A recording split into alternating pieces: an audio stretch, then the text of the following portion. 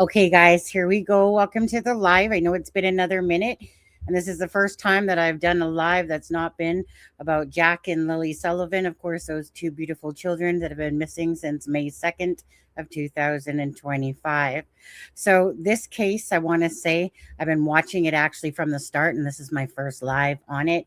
It's just I've been watching and watching Brian Entin, Ashley Banfield, anything that's really been coming out, and I just really wanted to do a live on it because it's a very intriguing case. It's a very sad case to say the least, obviously. Always it's about the missing and the murdered. And in this case, it's Nancy Guthrie. And it's just, yeah, it's been such I don't even know what to say. It's been a very odd, weird case to watch so far of it. But don't forget to you guys to hit that like and the share. I like seeing my family here at the It's a Crime and Shame channel. So thank you guys all for being here. And if there's new members, well, welcome aboard. But yeah, so uh whatever your guys' thoughts about this case, if you're following up on it, again, it's a puzzle, one of those puzzle cases. I know that the answers will end up coming out, and probably in the very near future, I would assume, for this case. But it's just very intriguing, and eh, to watch this case and how it's been, what is it? Is it 7 days? 7 days today? Hey, Kent, how are you? Hi, Sherry Lynn. I'll say some highs to everybody on there. Sherry Lynn's in the house. Kent, Shannon. Hi, Jackie. How are you? And I keep seeing your guys. Hi, nurse. How are you? Susan Nelson. Again, thank you guys. Just make sure, of course, remember it's always about the missing and the murdered, the victims first and foremost. Of course, to hit the like and the share obviously keeps it out in the algorithm. This case does not lack abundance of channels that are following it. It's a huge case, and that's why I decided I was going to do a live on it today, because I've been following it since it happened, just in the background. And again, it's just one of those cases. I'm just like, yeah, I got things that I'm thinking, and I'm sure you guys all do too. But what's been weird about this case is about, I mean, I don't know how many times now we've seen them be at Nancy's house, like what, 4 times now, and over at Annie's house, and JLR, and was showing it from from his channel yesterday. You got those 3 vehicles that were at Annie's house taking pictures and bringing in, or some white box looking thing in a brown bag, and like I said, you see all these flashes going off. And I guess for me personally, I don't remember a time where I've seen so many times that they've taken down the crime scene. They, within a short amount of time, and then they come back, and then they make all the media, move down and come back again, and it's just been crazy to watch that, actually. I mean, just my own thought on that is, and I'll just say this very loosely, because you guys know I always speak my mind, but it's like, did you guys get your shit together, or like what? Because this seems so ridiculous to keep going back and forth like a freaking jack in the box, from this house to Annie's house to Nancy's house to Annie's house, and it's just weird to watch it. And I know that they brought in the FBI, and the sheriff did, Nanos, their guy, I think his name is Nanos or something like that.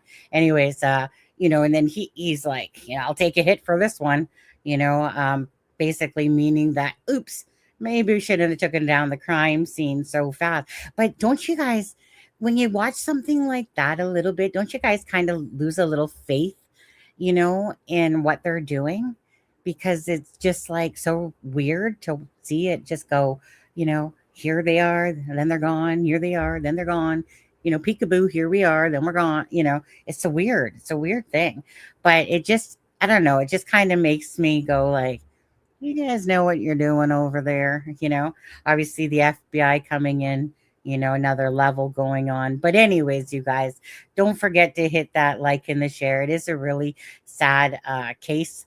Well, any case that's to do with the missing and the murdered is very sad. So please, please, please, before we start anything, let's just give our prayers to Nancy. And I know that the outcome doesn't look good, but no different than Jack and Lily, you always still want to give your prayers and hopes for the best outcome possible.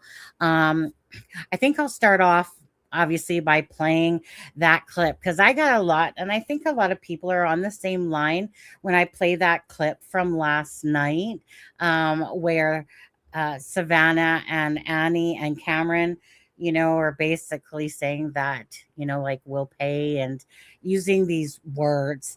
But, anyways, I think I'm just going to play the start of that first, guys. And this is by, who's this one by? Long Crime Network on there. So, 1 second here. And boom, boom, boom, boom, boom. Okay. So I'll just play, like I said, the start of this, and then I want to talk about this myself, along with you guys. So make sure you give your feedback on this because I know what I think about this whole thing so far. We received your message and we understand. We beg you now to return our mother to us so that we can celebrate with her. Major new developments in the case of Nancy Guthrie, her children, posting another video to her possible kidnapper. Law enforcement was also spotted inside Savannah. Okay, so I legit thought when I had played this a few minutes ago, I legit thought that it was playing the whole thing. I guess I'll have to get that particular piece from again. But anyways, so that particular one yesterday was like, basically, we'll pay, basically, we just want our mother home to celebrate. And, it's like the only thing that will bring us to peace. And, it's very valuable. Well, everything about that, I thought that they played the whole thing. That's why I kind of used that clip, but whatever. YOLO, right? YOLO.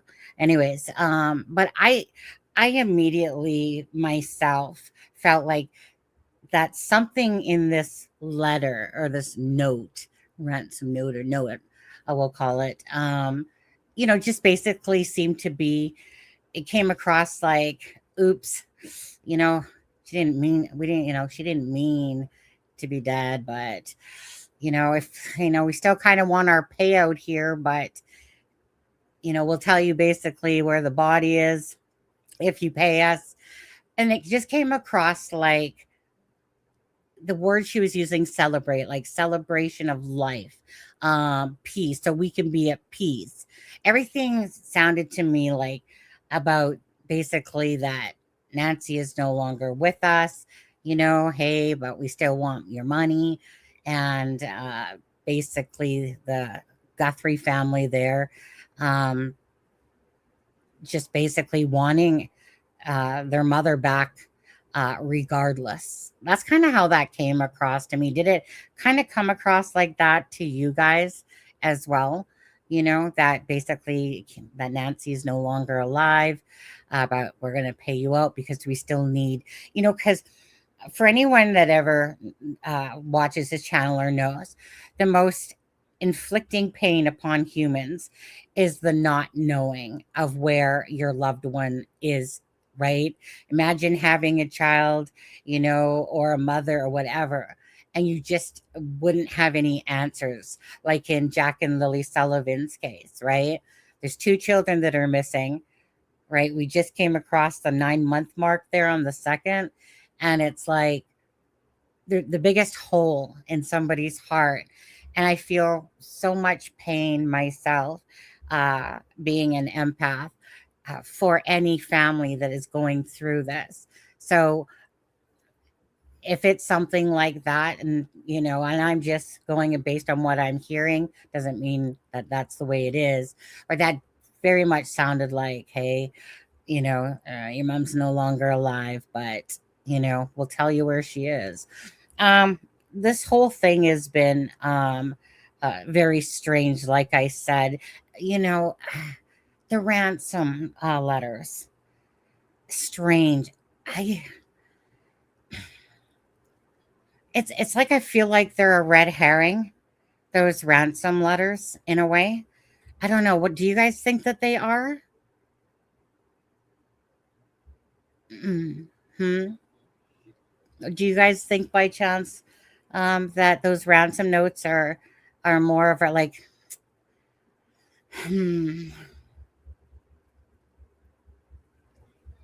I have my thoughts, but anyways, I'll come out with those a little bit later in a sense.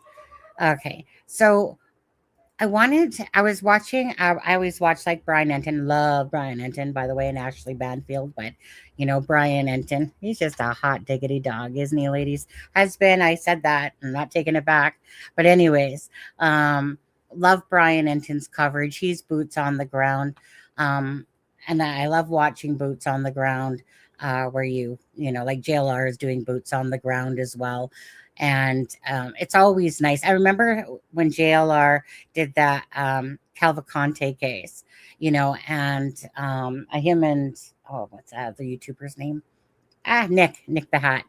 And if it wasn't for boots on the ground like that, honestly, it's honestly awesome to always have people that are boots on the ground that kind of can give you that inside third eye basically looking, because they have the ability to either travel and do stuff like that.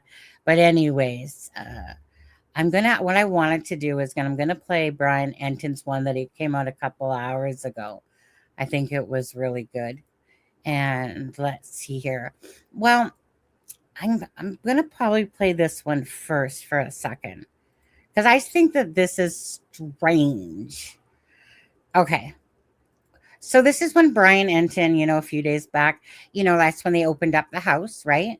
And then he goes up to the front, and then there's all this like blood splatter that's in the front, and then it just kind of stops. I'll tell you what, I don't know about you guys, but love Brian Entin. Yeah, he's a very respectful reporter. Yeah, I mean, I see him all the time in the cases that we follow, right? Brian Koberger's case and stuff like that. Um, yeah, he does a really good job. And so this one, like I said, is from basically what second day, third day, where he's going up there because they're allowed. Like basically, the crime scene tape has come down, but there's things about this that I just find very strange, and I want to see what you guys think too. Okay, so I'm gonna play this for a second. Crime scene. I mean, the sheriff made clear that it is no longer a crime scene, that they released it yesterday, and there hasn't really been anyone out here. There was a woman who came earlier today. I don't know if it was a family member, but anyway, several different people, including one of my photographers, went up to knock on the Okay. door. So right here, for instance, I need a drink. Drink Dr. Pepper, don't you know? Okay, so I'll make it bigger again, but it's like this blood splatter here. It looks, I don't know, but it looks like when somebody like drops, like pours it out and then it splatters, almost like when you're a kid and you take a straw and you're like, and you're blowing it all around. Just gonna play that part again. I just wanna, here, we'll go back to that again. And keep in mind, this is no longer a crime scene. I mean, the sheriff made clear that it is no longer a crime scene, that they released it yesterday, and there hasn't really been anyone out here. Okay, now I believe is that plants or something like the green stuff? There was a woman who came earlier today. I don't know if it was a family member, but anyway, several different people, including one of my photographers, went up to knock on. Okay. Do you guys think, like, don't you guys think that it's so strange that basically the blood is confined to that particular spots, on the walkway, but it's like it doesn't go any further? So it's almost like it just stops. But this particular spatter, it just seems weird. Like, it just seems really strange. Almost, I don't know why, but I just get the feeling that it's not like it's fake, like not fake, because obviously it's her blood. DNA came back. But it's almost like it was just like, psh, I don't know. Because normally if somebody's bleeding, right, regardless or not, it's gonna keep going further down that path, right? Little droplets, just little something. But it's like it's all kind of in this area. But it's that bigger splatter there that bugs me the most, because that's the one there for some reason. Like, did Nancy stop and sneeze and blood out of her nose? Because it just doesn't seem natural for some reason to me. More like planted, or purposely put there. And it's, so that's why it's so strange to me, because it's like it stops and then you have this big goose egg of a splatter going on, and you're kind of like, eh, right? If it was just droplets, but when it's like a splatter, I don't know. Weird wording, but yeah. Well, place there, not place six. What do you guys think? Not the splatter is probably where the first injury occurred. Ah. I guess we'd have to know exactly. I don't think it's only a small amount myself. I mean, it was pretty, you know what I mean? It's not like it's been cropped in and stuff. I don't know. It's just whatever your thoughts are personally. Obviously, we don't know the answers, but I'm just saying that it struck me as weird myself. This whole, why did it just kind of stop? Why is it at the front? Because it seems like, because it's the back door that supposedly is the door that was forced, and that's where the broken floodlights are and stuff like that. I kind of feel like this was a planned kidnapping, right? Where it was kind of like, it was supposed to go a certain way, but it didn't. But I do think it was a planned one. And yeah, like this is no just random stranger coming up to a house. This is somebody, to me, that's on the inner workings of the family. And I know that Ashley Banfield has talked about, Tommaso there. And, I'm not going to be shocked after watching that police be at Annie's house last night, and all these pictures going off and stuff like that. I'm just going to say this. I don't believe Ashley Banfield's source is going to be too wrong about this one, to be honest. I think that this reminds me of like an inside job, and maybe the intent, hypothetically, maybe the intent was to, of course, get money out of this all, is what you guys, what do you guys think? Yeah, Ashley Banfield. I just like, what, like I said, this channel is just like about, bold, honest, and I just speak off my heart and tongue and say what I feel and stuff like that. Um, Cases like this very much intrigue me, because it's like weird, right? Whenever weird cases like Jack and Lily's disappearance, it's weird the way it's going, but yet you still feel like the outcome of it in a sense. So I won't be surprised if allegedly, or in my opinion, that this comes back to what the source that told Ashley Banfield about like maybe Tommaso is a prime suspect. It won't shock me whatsoever. Families, like, we don't know exactly what people can have all the money and yet be broke ass, right? Because they live way beyond their means, get greedy, whatever. Shannon, thank you. Whoops, saw it come up there all of a sudden. Do. Thank you for the super sticker, Shannon. Shannon's a great friend of mine, behind the scenes as well.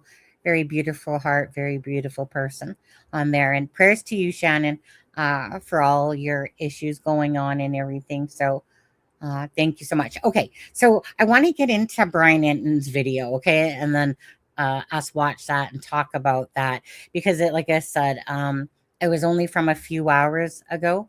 So let me just pull that one up for a second, and he's in this one today. If you haven't seen it, he's talking with like an ex investigator for what is it? Is it Pima? However you say it. Is it Pima? Dun, dun, dun, dun. Okay, stop screen, share screen. Okay, but I'll go back to the start here. And he is going to help me break down a lot of what we're Here. seeing. It's all coming Let up me just go back. behind the house, which I'm going to get into in this episode. I'm also going to go over everything that I saw late last night at Annie Guthrie's house when the deputies showed up there. And I have Thanks, guys. and this is really helpful, I have a Pima County sheriff's detective who just recently retired. And he is going to help me break down a lot of what we're seeing. It's all coming up in this episode of Brian Entin Investigates. All right, hey guys. So again, I'm outside Nancy's house. If you're wondering what this big white thing is, this is what we use for our TV hits, and it's so hot out here today. It's so sunny that I was just going to do my my show under this too because it, like, at least it's shady, you know. But it's been there's been a lot of activity over the last 24 hours. Obviously, there was this Annie Guthrie new video that she made where she said she's willing to pay. And again, my heart just goes out to her and her family. The whole thing is just. I was just talking to one of my colleagues out here. I'm super close to my mom. I'm an only child, and if this was my mom, like, I would just be wrecked. So the strength that Savannah Guthrie is showing is pretty incredible, and so my heart goes out to her and her family. But in terms of the latest and everything that's been happening here outside Nancy Guthrie's house, there's been some action today, and if you're depending on when you're watching this, today is Sunday.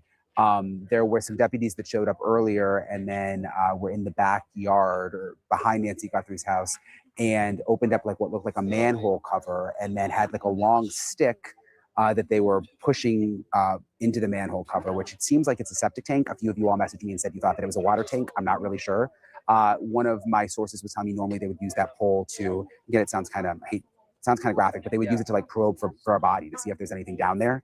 So they were doing that. That seemed to be their main focus today when they were out here, and they were here for about an hour and then left. And besides that, it's been relatively quiet here at Nancy Guthrie's house, besides just sort of deputies patrolling the area. And they have still been canvassing and going door to door and that kind of thing, just looking for anybody who has any information. There was also a lot of activity last night at Annie Guthrie's house. If you were following me, I was posting a lot on YouTube stories and on TikTok because I was out there late last night. Basically, we got word that there were these 3 deputies that showed up to Annie Guthrie's house. We didn't know. Sorry, just quickly. So again, for anyone coming in, please hit that like and the share. Again, prayers for Nancy Guthrie on this and the family. Well, all the family, of course, that is obviously hurt and devastated by this, but we'll see what the outcome is because I always have a hard time if I feel like there's some sort of family involvement, kind of like Jack and Lily's case, where I'm just like, well, tell all the families members that actually truly care, but want to have Nancy back. And obviously, Savannah as a decent sized figure, of course, on the Today Show and stuff like that. So prayers go out to her and everything that this family is going through. So this is, again, Brian Entin. This came out a few hours ago. JLR, he was boots on the ground last night, and I saw Brian Entin there as well in some of JLR's shots. And again, there was like 3 vehicles there. They were there for about 2.5, 3 hours taking pictures, and then 2 of the vehicle left. And I don't know why I shouldn't say this, but I was like, dude, lay off the freaking donuts on this one. Okay, dude. I mean, they literally captured the guy struggling to get into his own vehicle. But so this was the last guy to leave at the end of the night. And again, we saw that flashing going off, and like 3 hours pretty much of being at their house. You guys not side-eyeing by chance like Annie a little bit or Tommaso? You guys kind of giving them a little bit of a stink eye because it's kind of like you think about what Ashley Source said, them going back, like you're taking all pictures and in all the different rooms and stuff like that. Jackie, I just lost my mom in April at 82. My heart skips a beat to even think about this ever happened to her. So friggin' heartbreaking. Yeah, you know what? Absolutely. Prayers to you, Jackie. It's one thing too to lose your family member. That's hard enough as it is. But to be in a situation like this as well is just devastating because you know, again, when your mom passes, regardless of the fact that it sucks, you know where they are. You lay them to rest, and did it grieve properly here. We got that situation where we don't know what happened to Nancy. Don't know if she's alive or not. Chances are, usually the outcome is not, but let's pray for that she is.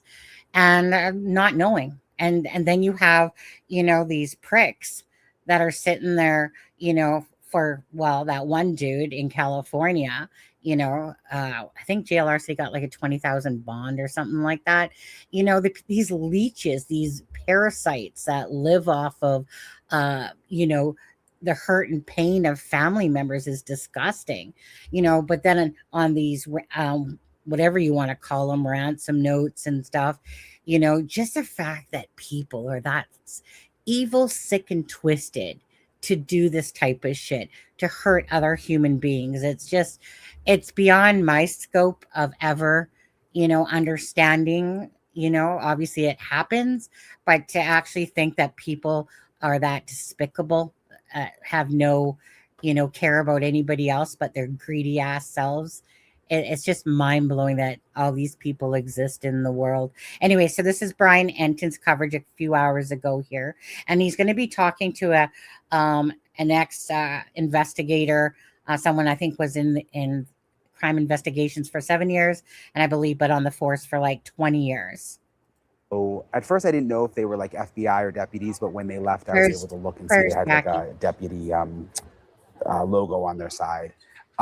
And they were there for 3 hours. There were three of them from what I could count. They showed up, they went inside, and they had some equipment that they brought inside, and then we could see flashes from inside. We could see light flashes, which they were taking pictures inside. It was pretty obvious. At first, they were just taking pictures near the garage area. I could see through the windows, but then I was watching, and you could see they were moving throughout the house. They were taking pictures in different parts of the house. They were there for about 3 hours.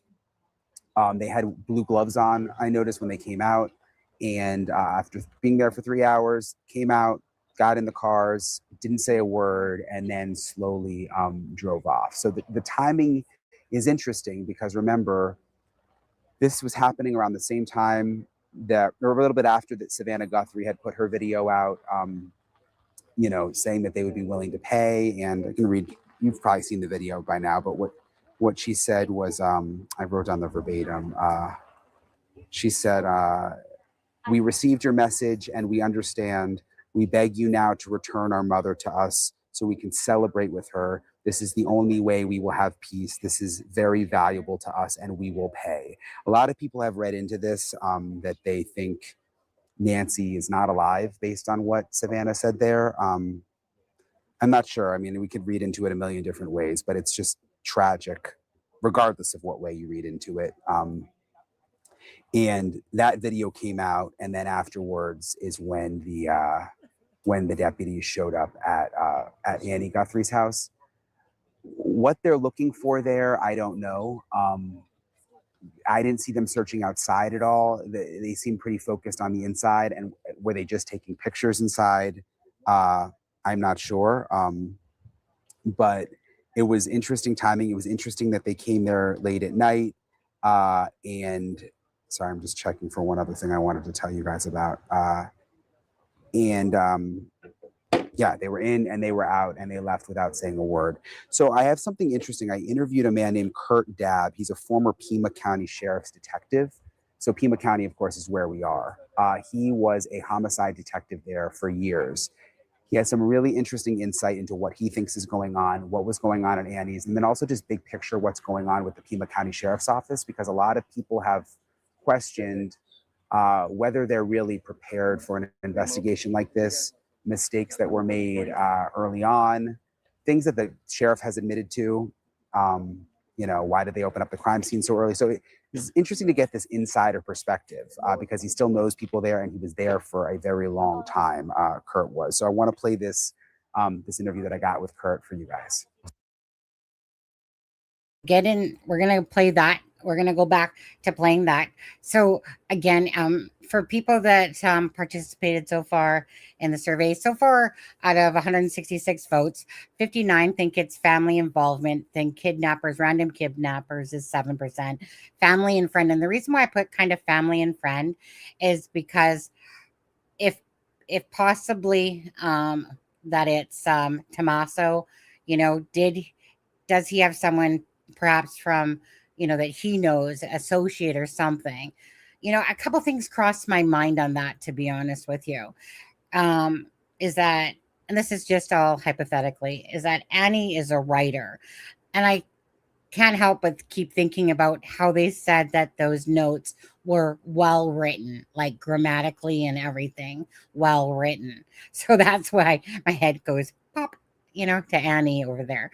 But family and friend is like, okay, if hypothetically it is like that Tommaso son-in-law has something to do with the disappearance and stuff like that, who is the person then that has the ability to have that type of sophistication when it comes to using VPNs? And it's like going on the dark web, right? It's like these hackers and a lot of these people have that knowledge of how to bury your IP address, how to, bury your Bitcoin wallet so that it's almost virtually, so difficult. Like, you really need experienced people within like FBI and that to try to, find out where that IP is coming from exactly, the Bitcoin wallet and stuff like that.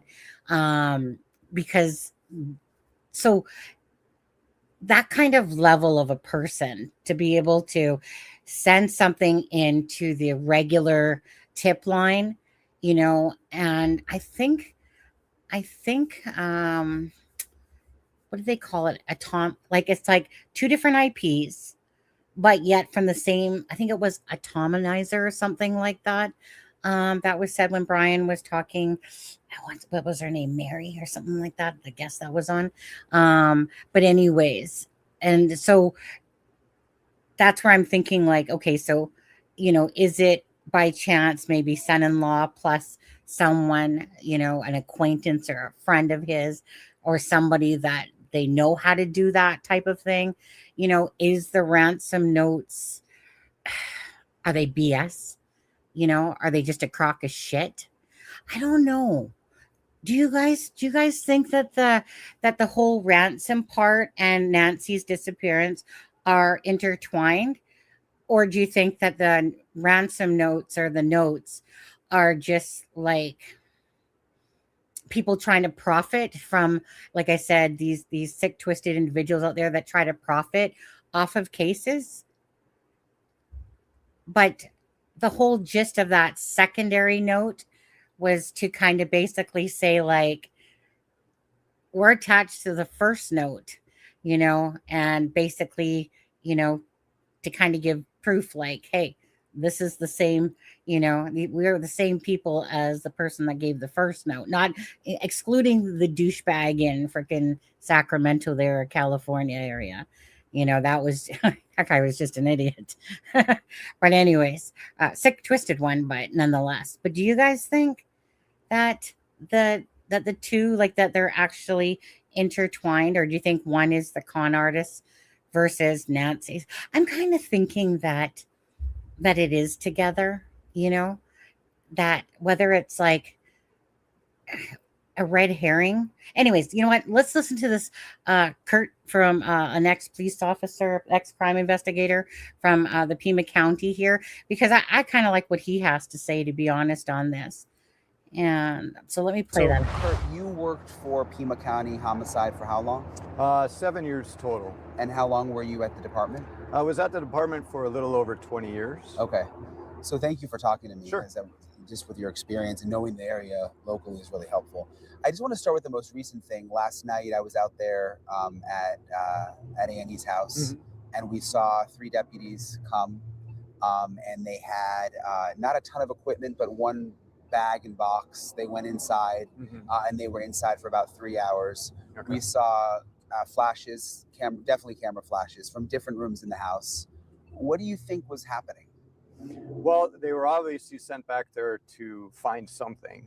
How that something came about, I don't know. You know, I'm sitting on the outside like you, but it could have been through an interview. It could have been through some of the forensic stuff that they had sent out to be processed. So there's a myriad of reasons why they could have been back there. But suffice to say, you know, at least they were back there, you know, following up and continuing the investigation. The one I saw was wearing blue gloves. Okay. Do you think they were just taking pictures? Well, I mean, you got to think about it again. It should be treated as a crime scene, whether it's Nancy's house or Annie's house. So you want to make sure that, you know, you're not going to leave any evidence that contaminate the scene. So that's why they were wearing gloves, I'm sure. But what they collected, we don't know. Yeah. I didn't see them. They brought one brown bag out, but he didn't seem like he kind of tossed it in the car. Like I think it was more maybe what he was, some kind of work he Sure, brought, could have been, you know, it could have been scraps or garbage. They could have collected, you know, some pieces of evidence in there. Maybe they were fingerprinting, maybe they were collecting DNA, maybe they were simply just taking photographs. And that's the stuff, you know, that they may have brought out. It could have been trash from, you know, their processing, or it could have been pieces of evidence. Are you surprised that they were just doing that now? I mean, it's been 7 days. Right. Well, it's not really a surprise if you think of it in the grand scheme of things, where you're furthering an investigation and you're getting more information as it goes. So you may have to go back to the scene of the crime, or other places that you just discovered may have been part of a scene of a crime. I think what my concern is maybe that house should have been processed the same day as the first house. And I don't know if it has been. I don't have any inside information, but from the outside, that's kind of what it looks like, is maybe that stuff wasn't done first, and, you know, they had to go back because they did get some type of information. Would it be normal for just 3 deputies to show up, and they didn't put any crime scene tape up? Right. It kind of seemed low key, whereas like at Nancy's house, when the FBI came back, it was a big production. What does that say? Well, it doesn't say a whole heck of a lot. You know, it could be those 3 detectives were tasked at a briefing, which they should be having multiple times a day, or at least once a day, daily, because you're getting new information in. So it could have been simple as, you know, a sergeant or a lieutenant or a captain saying, hey, we need to go back to the house and get this. Let's keep it low key. We don't want cause a lot of trouble in the neighborhood. There's already enough ruckus going on, you know, at the other scene. So maybe that's what it was, just to go in low key and not make a big disturbance. Is the timing strange that they went at night? No, because you got to go when you find the information. So maybe it was something they just discovered yesterday in the afternoon. They had to have a briefing and formulate a plan, a course of action, and then they went back. So that stuff could happen at any point in time. You saw the latest message from Savannah? I saw the message last night. Yeah. What do you make of it? Well, again, being from the outside, but using my training and experience, thinking back on the, you know, numbers of homicides that I've investigated, I don't think it's going to have a positive outcome, you know, of Nancy being returned alive. I think it was more of, this is just a guess, thinking it was more of, hey, you know, we intended to bring her back to you. Unfortunately, you know, circumstances happened, but we still need to get paid, and we'll return, you know, her remains to you, or let you know where they are for X amount of money. But that's just me. That's just my feeling on what I saw. On there. I saw this post a second ago. Allison, this guy sounds shady. Uh, I mean, he's been a crime investigator for 7 years and with in Pima County, I guess, for 20 years. And, and it's like, you sound shady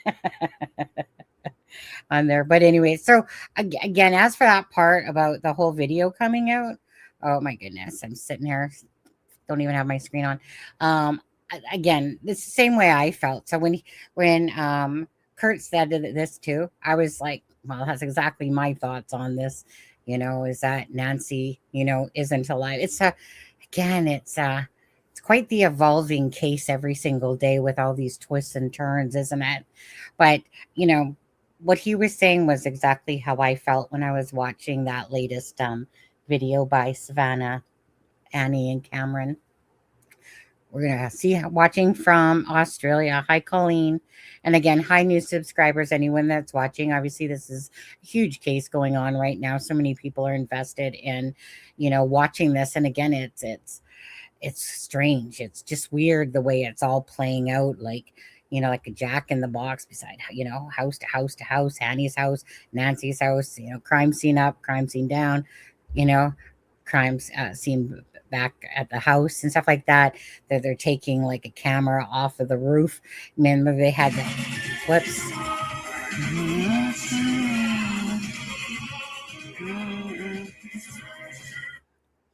Hi, Lacey. Thanks for becoming a new member. Anyways, that's a Rickroll. Whenever somebody becomes a member, it's a Rickroll. Still like my Rickrolls. But anyways, I'll continue just kind of play this again. It's Brian Entin. This came out a couple hours ago. And so I kind of really wanted to play this because I think that listening to Kurt here, contrary to what that last night, I'm praying, other and have person been said, praying that she Calvin. is returned whole and healthy. But last night's video from Miss Guthrie, scared, caused me some Is concern it? about that happening. Which place is it? It's so unusual that we have the video coming out, but then also the search at Annie's house. Yep. And I mean, could there be multiple theories that they're working at the same time? Look, I mean, I've never seen anything like this. My 7 years in homicide, 20 years as a cop, investigated a couple of kidnappings, but I think for the most part, kidnappings, especially in this local neck of the woods, southwestern Arizona, a lot of it has to do with cartel-related kidnappings, drugs, smuggling, people smuggling, avocado smuggling, whatever. This is different.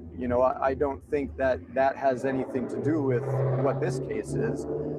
But then again, you could have somebody that jumped on the bandwagon right away, saw what was going on, sent a ransom note, just trying to extort money from Miss Guthrie and her family, like we did with the one or two others, one of which, was arrested. And there could be a red herring. And they're still trying to figure out where she is. So yeah, it's a bit confusing. The area where this happened, I mean, Annie lives 10 minutes from Nancy. You live right in this area, so yes. You're very familiar with the area. Is it a quiet area normally? I mean, Nancy's and Annie's. Yeah, absolutely. This is an extremely quiet neck of the woods. I mean, most of the houses are on 1 acre lots. This whole area was bought by the Genemattis family back in, I think, the 40s, and then subdivided the lots. And, that's where it is. It's not like in the city proper, city of Tucson. We're on the outskirts. We're in the city. Everything's, bunched up next to each other. So yeah, it's very peaceful. The type of crimes that occur up here are, car break-ins, burglaries. Obviously, we've had a few homicides throughout the years. We have a lot of transients that live in the area, a lot of sex offenders that are in this, neck of the woods. So it's very quiet, but there is that underlying criminal element that, every once in a while will rear its ugly head. Would it be an easy place to get away from? I mean, it's very dark out there at night. It's extremely dark on this side of town. It would be extremely easy to, commit a crime and get away. You have a lot of avenues approach in Annie's neighborhood, much like mine and Nancy's. There's multiple routes to come in and come out. So we have a main thoroughfare here, Oracle Road. The highway is 4 miles to the west of us, down Ina or Orange Grove or River Road. I don't know how many, traffic cameras. I see, we have a couple here, but they're not monitored by law enforcement. They're monitored by the DOT, the Department of Transportation, to monitor the traffic. And I don't know how long, they hold, video in the cloud or whatever, but those are some things that I would, be looking at. A quick avenue of escape. The highway is right here. The main freeway is right over there. So there's cameras abound. It's just whether or not, we're able to get access to them and see if there's anything on there. You were on the inside for a long time here. You know Pima County. Yes, sir. They've been under the microscope. A lot of people are questioning things that they've done. Do you think they're prepared for this? Well, look, when you're conducting an investigation such as this, there's a lot of things that can go right and there's a lot of things that can go wrong. You're getting bombarded. I mean, I can't even imagine. I worked the Gabby Giffords case. I was in homicide at that time. I was at the Safeway for nearly a week. And the amount of tips that come in, they range from the wackadoo to what you think would be normal, psychics. You're just getting bombarded with those things, and you have to suss your way through that to determine, what you're going to follow up on and what you're not. I think at the Sheriff's Department in the past, few years since I left, there's been a mass exodus, which has drained the department of experience. I've heard things, whether they're true or not, it's just information that I've heard, is that the average experience for a patrol deputy is like 3 years. And that's a baby cop, right? They've a year in academy and field training, and now you're out on the street. Mistakes are going to be made. And I think that has happened the same thing in the homicide unit, is all of the tenured men and women that worked there that had years and years of homicide experience, working half of what the city of Tucson got every year. So we're looking at between 15 to 20 homicides a year. We used to investigate when I was in. Now they're averaging in the county maybe 4 or 5 a year. And the detectives that are in homicide, that makes them less experienced because they're not having the exposure to real life homicides. Just because you're in homicide doesn't mean you're the case ace, but you're going to get experience by going out and interviewing, looking for evidence, downloading videos, reaching out and getting subpoenas or search warrants. And I think that experience, or lack thereof, has shed its light on this case.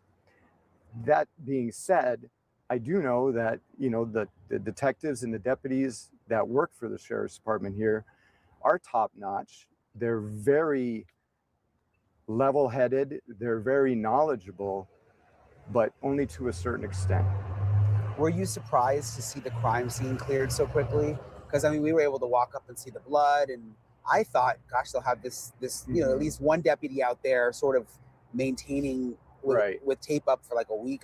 The fact that it was just a couple of days. Well, not even a couple of days. Yeah.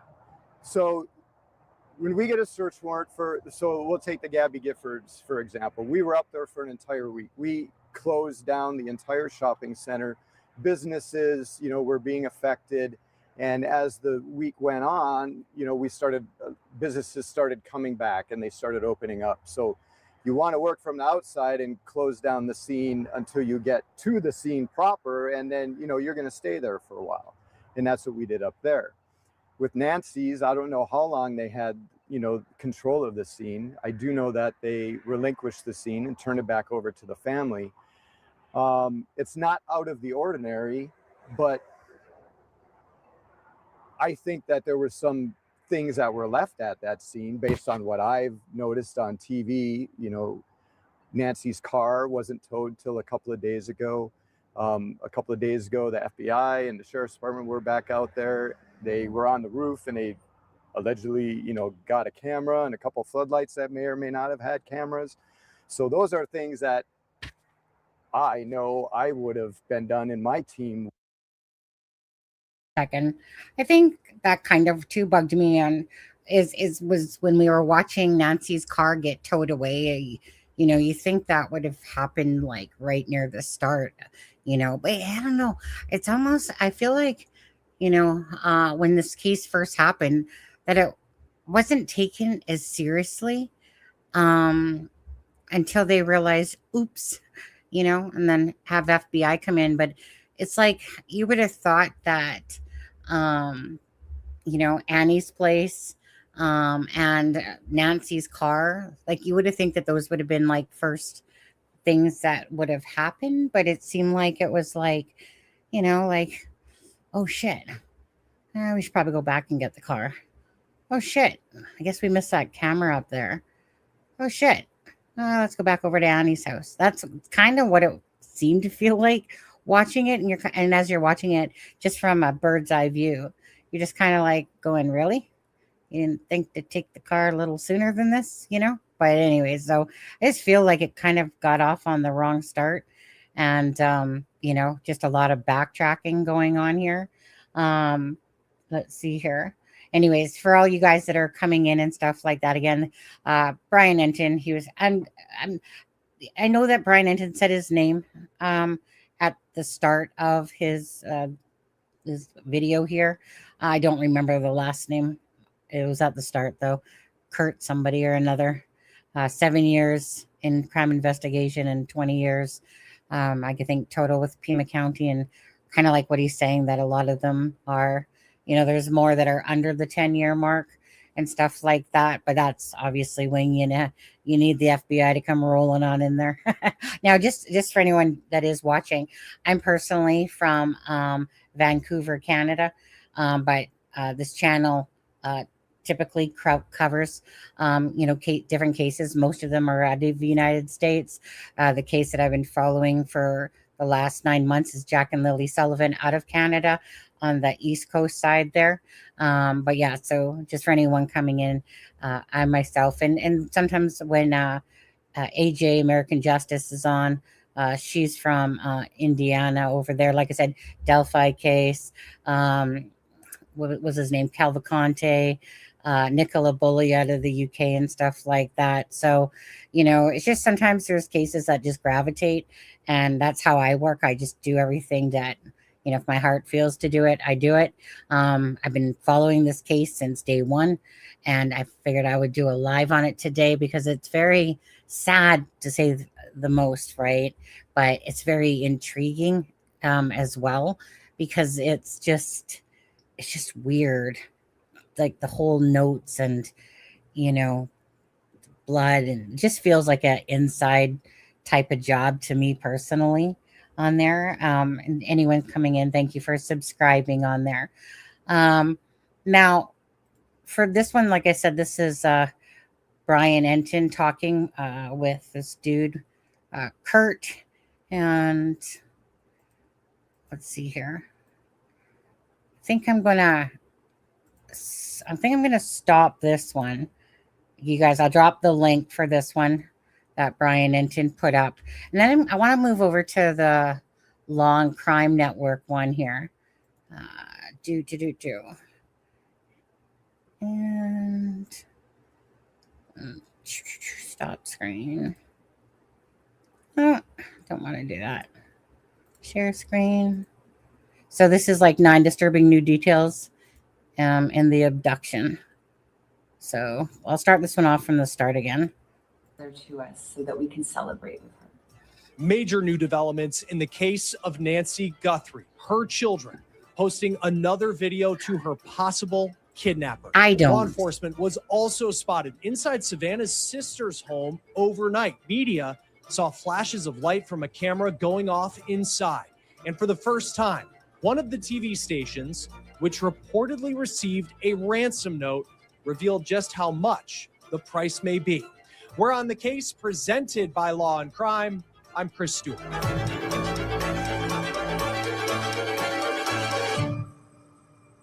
Chris Stewart. All right, let's get to these major new developments in the case of Nancy Guthrie. So it appears, based on a video posted to Savannah Guthrie's social media overnight, that the family has decided to pay the millions of dollars that kidnappers reportedly requested in an alleged ransom note. Here is that video. We received your message and we understand. We beg you now to return our mother to us so that we can celebrate with her. This is the only way we will have peace. This is very valuable to us, and we will pay. And you look at that video and you can just see how exhausted the Guthrie family looks. Obviously understandable with everything that they have been going through for now more than a week since Nancy Guthrie was allegedly taken from her house in the middle of the night near Tucson, Arizona on February 1st. So now I want to talk about what we have learned about these alleged ransom notes. And it does appear that law enforcement and certainly the Guthrie family, that they are taking these ransom demands very seriously. Now, we have not seen those notes, but we've learned pieces of information as this story has developed over the past week. According to the FBI, the notes had two deadlines. One was for Thursday last week. The second one is for about 24 hours from now, which would be Monday. I'll have more on when on Monday those notes may be demanding the ransom money. Now, the first of the alleged ransom notes that were sent out, there were notes that were sent out early last week to at least 2 television stations in Tucson and to TMZ. Then you had a second ransom note that was sent to one local television station in Tucson, and that went out on Friday of last week. But let's talk about the first ransom note that was sent to TMZ, because TMZ has been somewhat public with what the note entailed, even though they did say that the FBI has asked them not to share certain amounts of information. They say that the note demanded a large amount of money to be paid in Bitcoin sent to a Bitcoin wallet. TMZ says they were able to verify that the Bitcoin wallet is in fact real, but we don't know if these ransom notes are legit, if they have been sent by the person or people who kidnapped Nancy Guthrie. They also say that the note reportedly said that Nancy is safe, but she is scared and she recognizes the situation that she is in. Now, clearly with the Guthrie family posting a video saying they will pay, you can see that they're taking it seriously, as well as law enforcement. Then you have this second note that went out on Friday last week to one television station that we know of in Tucson, Arizona. And this was after the first deadline passed. The second note reportedly said that there would be no negotiating, and then demanded that amount of money in Bitcoin. It is unclear, and it's important to talk about this, that the video, frankly, videos that we have seen from the Guthrie family, where they have talked to someone who allegedly kidnapped their mom, and they have talked about the ransom demands, it's unclear if they are responding specifically to the ransom notes that the media outlets say that they have received. This case has been so public, as law enforcement have been investigating multiple locations in the Tucson area. And you have these media members, some from news organizations, some people who are bloggers online, who are in Tucson and who have been posting about every single move that law enforcement have made, like when they go into a home or where there's been activity in certain parts of the city. But when it comes to the Guthrie family specifically, the close circle, Savannah, her sister, her brother, the people who were with Nancy Guthrie just before she went missing, we have not heard a lot about what they know and who they have been talking to. That part of the story, that has been airtight. Now, TMZ said that the FBI, again, told them not to share certain pieces of information related to the alleged ransom notes, but overnight, a local television station in Tucson, which says it received a ransom note, dropped some big news about what it entails. K-Gun TV says it received a note, one of the first notes sent out early last week, and they say in that alleged ransom note, the demand was for $6 million. And the deadline on Monday is 5 p.m. Now, there's a separate TV station in Tucson that says it received a second ransom note. It's unclear at this point if the Guthries are responding to these notes that we know about in the videos that they've posted on Instagram. Now, the Bitcoin part of this is very important, because we'll talk about in just a moment why the alleged kidnappers, whoever they may be, and if they actually have Nancy Guthrie, if they're the people responsible for this, why they could have a very difficult time moving a large amount of money put into a Bitcoin wallet. We will talk about that in just a moment, and why that could open the door to a new trail of evidence and clues in this case, as the hunt will continue for the people responsible. Now, last night, as so many of us were reacting to what we saw in that video posted to Savannah Guthrie's Instagram, law enforcement showed up to Annie Guthrie's home. This is on Saturday night, Nancy's eldest daughter's house. That is where Nancy Guthrie was for dinner on the Saturday night where she went missing. She had Ubered to the house for dinner. They played games, family evening at that home. Then the sheriff says a family member drove her back to her place around 9:45, and the sheriff won't say which family member drove her home. But it now seems like there is more activity at Annie Guthrie's house, because last night it appeared that members of the Pima County Sheriff's Department showed up at Annie's home. They were there for roughly 3 hours.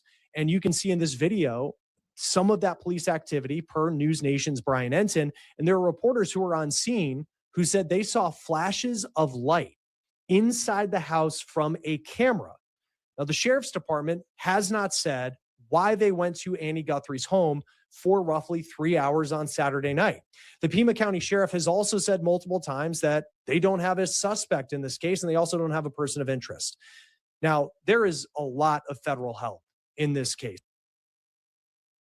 So, one second. So just to ask you guys, I think they have a suspect, you know, like I think that there's definitely the person of interest. And just, you know what, just, you guys, just in chat, how many of you guys think that the son-in-law Tommaso is going to be involved in this whole disappearance of Nancy Guthrie? You know, allegedly, obviously, because we don't know, but I think that they have a suspect. And I am curious why they spent nearly 3 hours there, you know, come on now, right? 3 hours taking pictures and, you know, whatever else that they were doing in that house. I don't know. It just kind of seems like, well, 1 + 1 = 2 on this Tommaso. Yes. I'm side-eyeing, you know, Annie and Tommaso myself here on this one. I just feel like, you know, who knows? Like, it's just allegedly, right? But I think about Ashley Banfield's source. I think about that this is an inside type of job that's going on. Someone that had knowledge, you know, of Nancy's home, and tried, you know, and I think it was planned, but I don't know why. I just definitely feel like it's going to come out to be something to do with perhaps inside, you know, it just comes across that way.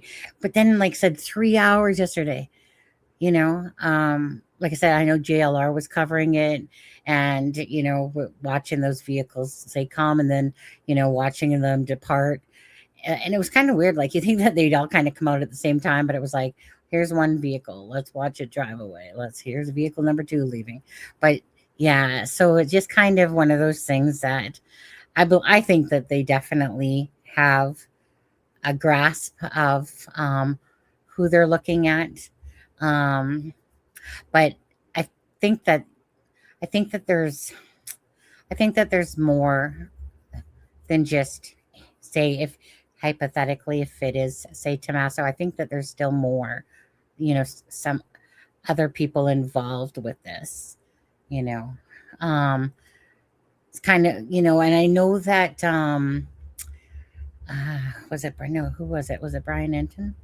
No, wasn't Brian Entin. Who was it? Trying to remember now. Felt like that this was, I think it was, what's his name? Harvey from, you know, TMZ, who felt like that it's like in the kind of like the area that's where kind of like the suspect or whatever kind of lives, is within that area, kind of because of, you know, it going to the news station, the local news station, right? And then it didn't go to I think NBC, but they sent it off to TMZ, and everyone knows that TMZ is kind of like, you know, the big hoopla of, you know, celebrity gossip and all that different stuff.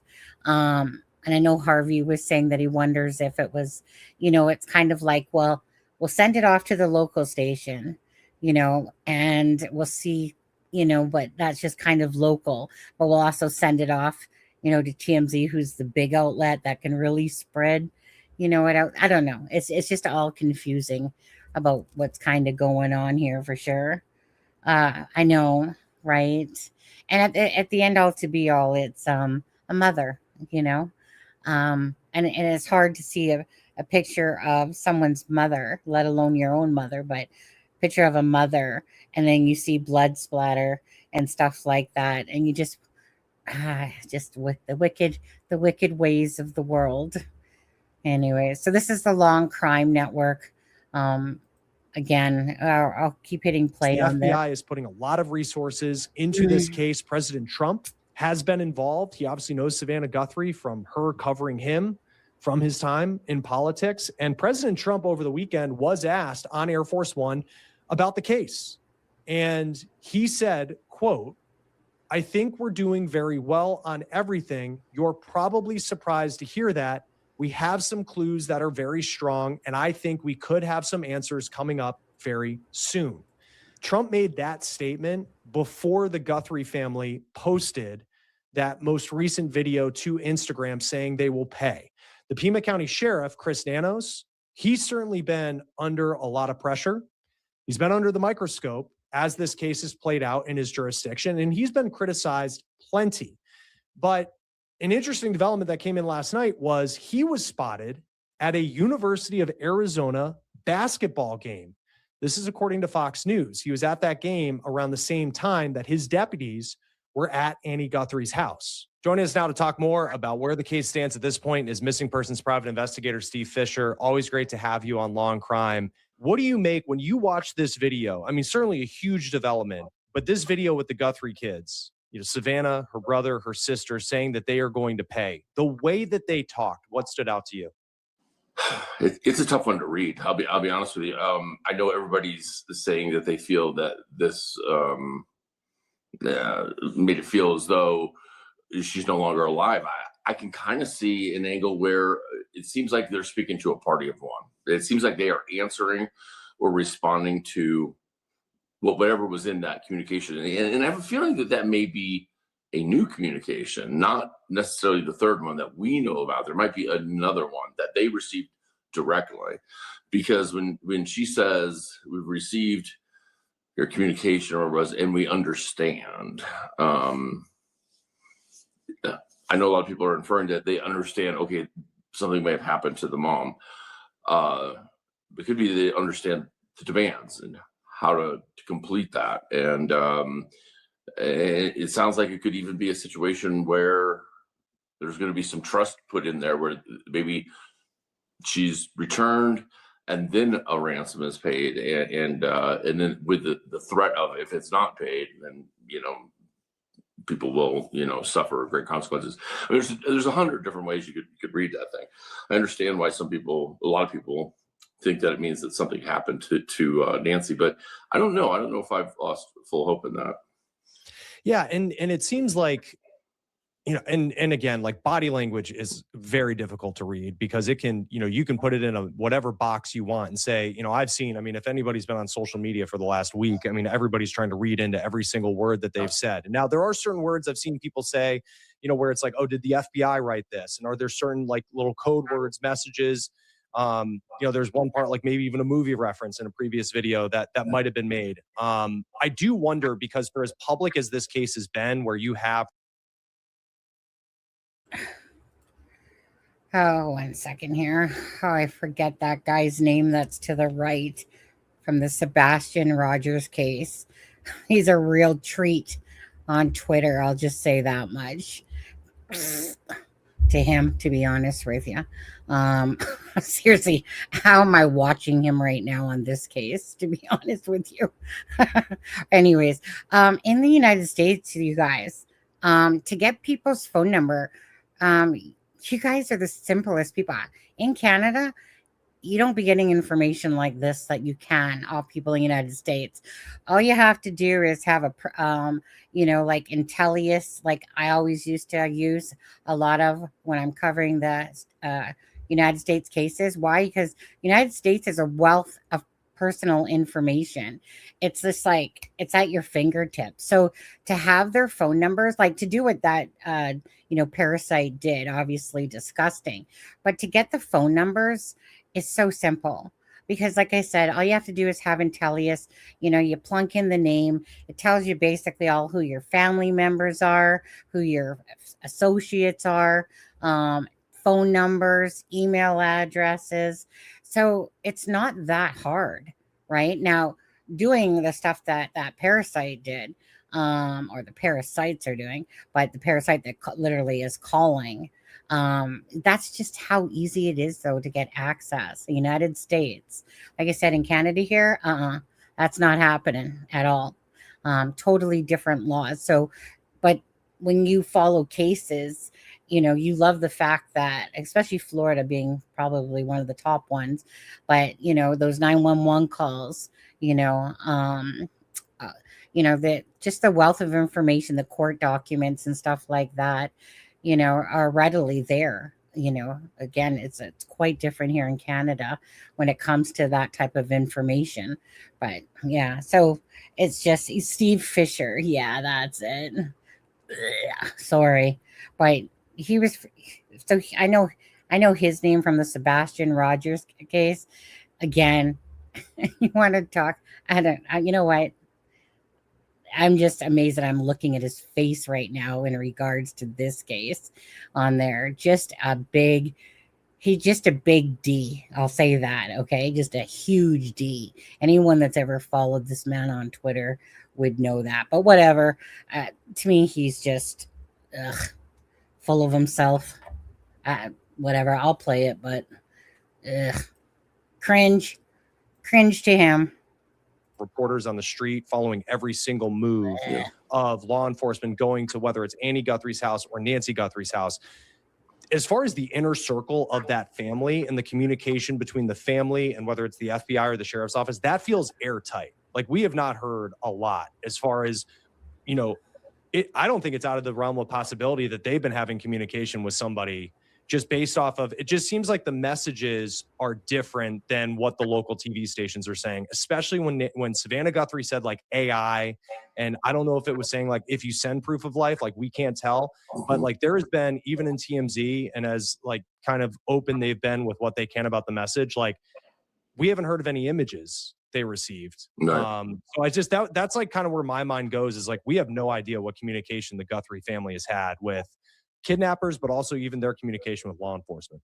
I listen, I think that there's been more communication, especially in the last 24 to 48 hours, than we're aware of. And I think I think that video that came out yesterday, the We Will Pay, was answering a communication that we don't know about. And whether that came through the TV station or where they're now, somehow they made direct contact through an Instagram burner because she's doing her outreach on Instagram. I don't know, but it seems that they're saying, okay, we don't need the proof of life anymore. We will pay. And we just want this to end. And I like, to your point, where everybody is critiquing every piece of body language. I mean, listen, Savannah is a little different situation. She's in front of the camera all the time and professional, and she's under so much pressure, and she looks completely stressed out and has slept.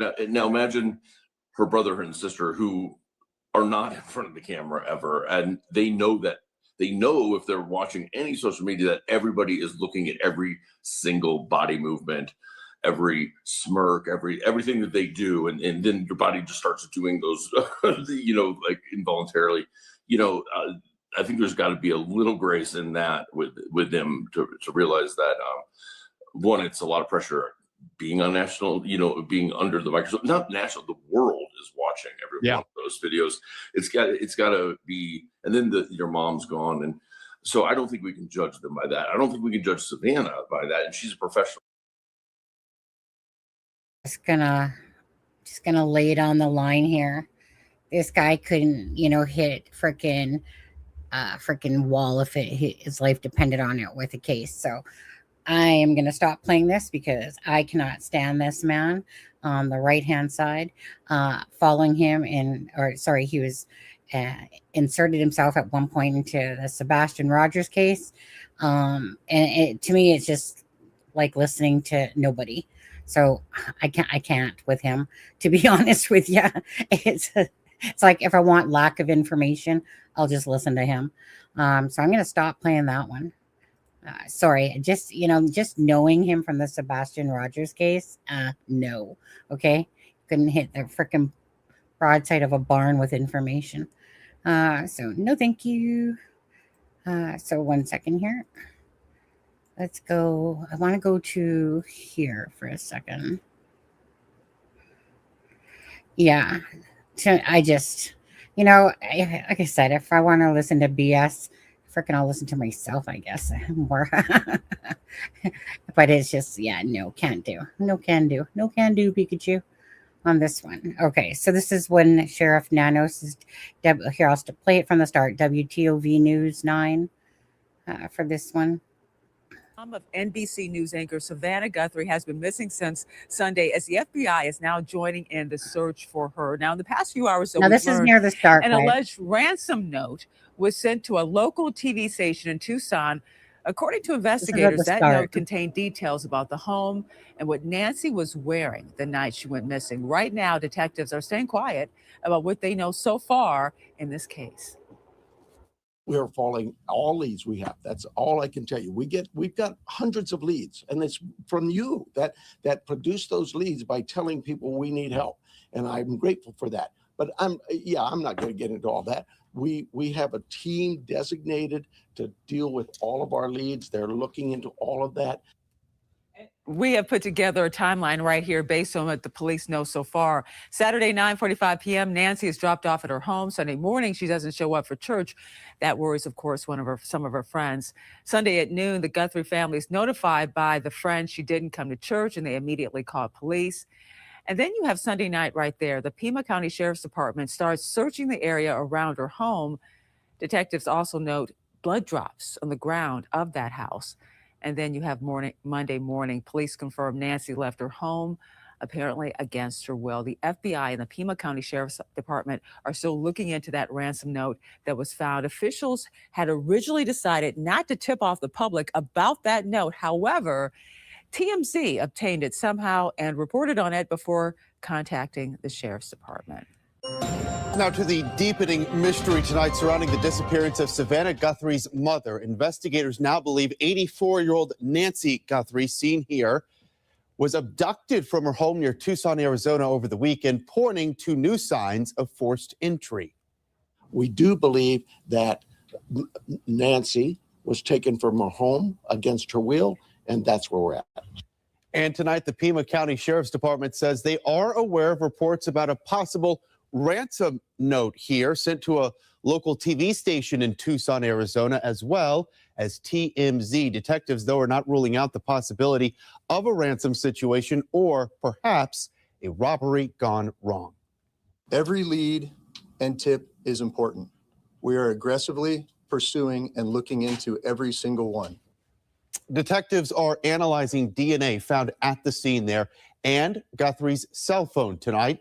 The LA Times now reporting authorities found blood inside her home, that according to law enforcement sources. And right now, tonight, it is a race against the clock to find her. Nancy Guthrie has high blood pressure, a pacemaker, and cardiac issues, according to investigators.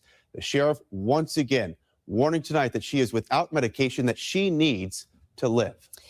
A 3-month FBI crackdown on violent gangs and illegal drugs ended with a bang. The arrest of 50 Latin King gang members. They also seized hundreds of thousands of dollars and enough fentanyl. Kind of looking around as I was playing that, I was trying to look for the when Nanos guy was on Ashley Banfield's Drop Dead Serious and whatever. It's like that sheriff. He wants to say something, kind of then retract things, and and obviously kind of taking a little bit of a pot shot there at Ashley Banfield when she was talking about the source that said that possibly that Tomas was the prime suspect, and looking into it again. They just spent 3 hours last night taking all these pictures at the home and stuff like that. Predicted text, guys. Sorry. Anyway, let me get off that. I don't want to leave her face like that. Let's put her face, Nancy Guthrie's, back up there. Anyways, I'm just gonna see what you guys are saying, and then I'm gonna hop off here in a couple of minutes because I got to get up at 4:30. I wonder if she had a safe and someone asked her to open it if they could gain access to paperwork. Just a thought. Well, it will be curious there, Celia.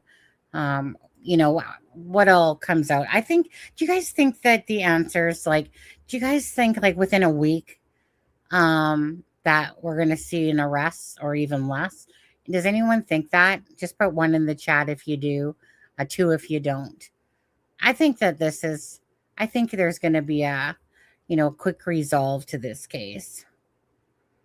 I think that there will be a quick resolve to this case. But dang, yeah, that's what, $6 million,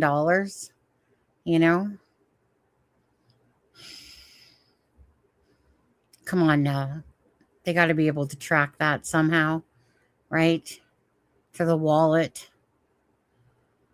It's just so pathetic that people are put in this situation at all. It's just disgusting. I think I know that, Donald Trump there, President Trump in your guys' United States, made that comment. He says, no, I'm not talking about a search. I'm talking about a solution. Was the solution to do with,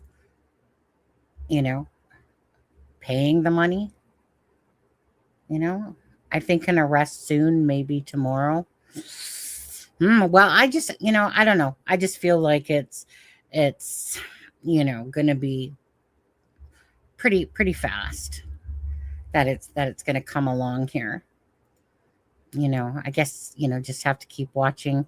Like I said, each day this case says twists and turns to it. Are they going to be back at Annie's house tonight? Because it just seems so weird watching back and forth, but at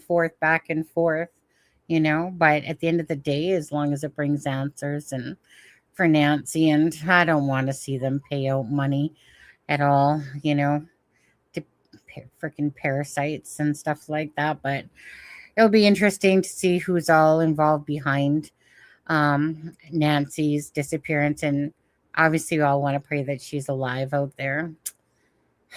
It's unfathomable to imagine putting yourself in the shoes, and having to face this. $6 million.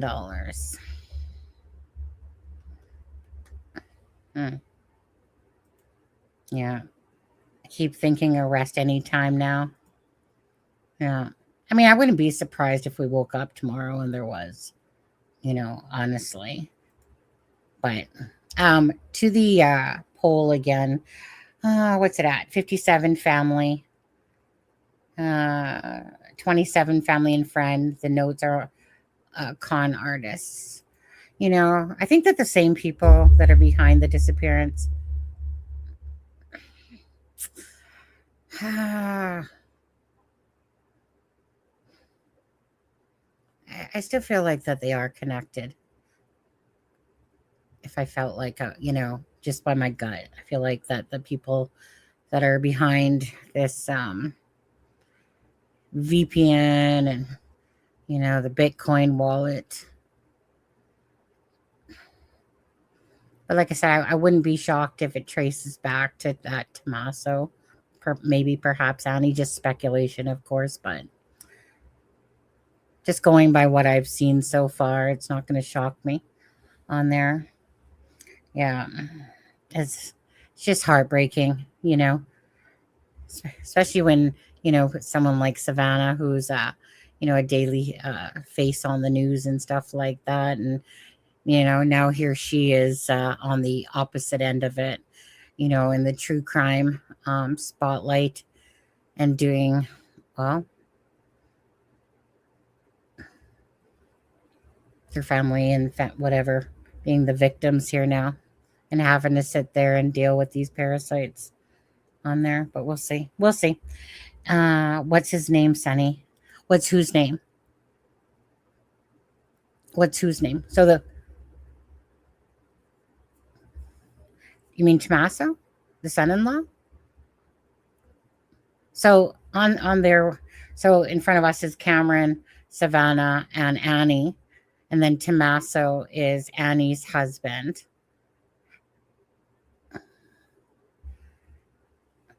Yeah. I know. It's really heartbreaking to see all those pictures, right? Like I said, 1 minute they're there, next minute, who would ever think that something like this goes on? But yet it does. It's crazy. Crazy freaking world.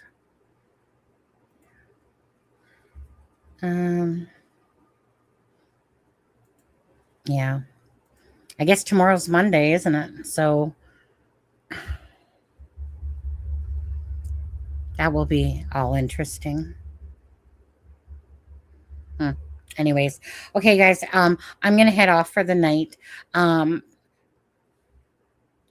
Chances are I'll probably do a live tomorrow since I'm working early shifts this week and stuff like that. But anyways, thank you guys for being here, and just prayers for Nancy for the best outcome.